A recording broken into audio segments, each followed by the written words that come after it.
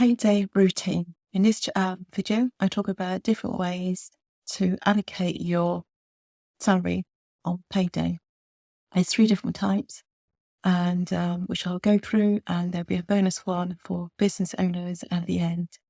Welcome to my channel. My name is Felicia, and in this channel I talk about money, mindset, wealth creation ideas for generational wealth, and everything finance.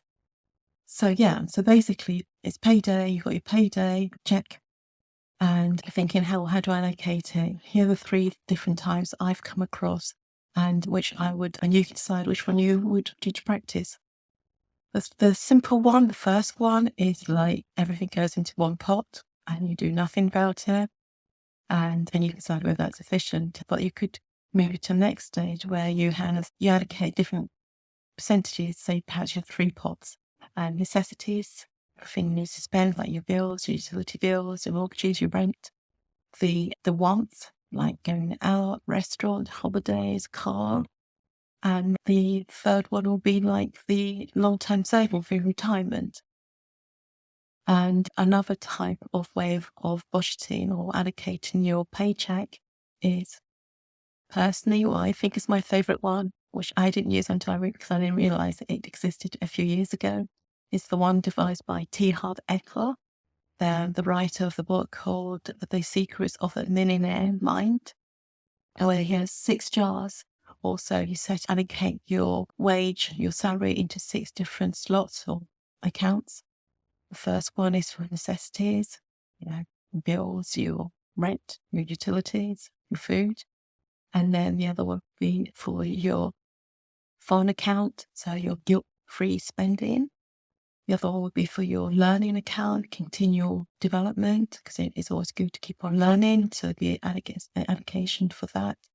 A percentage for your giving, for charitable things, because it's always good to give and you just feel much more better by giving. And the other 2 would be like for short term, split into for savings and investment. Short term ones and long term. Short term, 1 to 5 years, and 5 years and onwards. So 5 years plus will be for things like retirement income, savings for your retirement, and the other one will be short term. So in terms of saving for investing, depending on whether it's a short term or a longer term, there'll be different types of investment accounts which will be more suitable for instance, the shorter term, because to reduce the volatility of the stock market, you could use things like premium bonds or savings account, high interest savings account.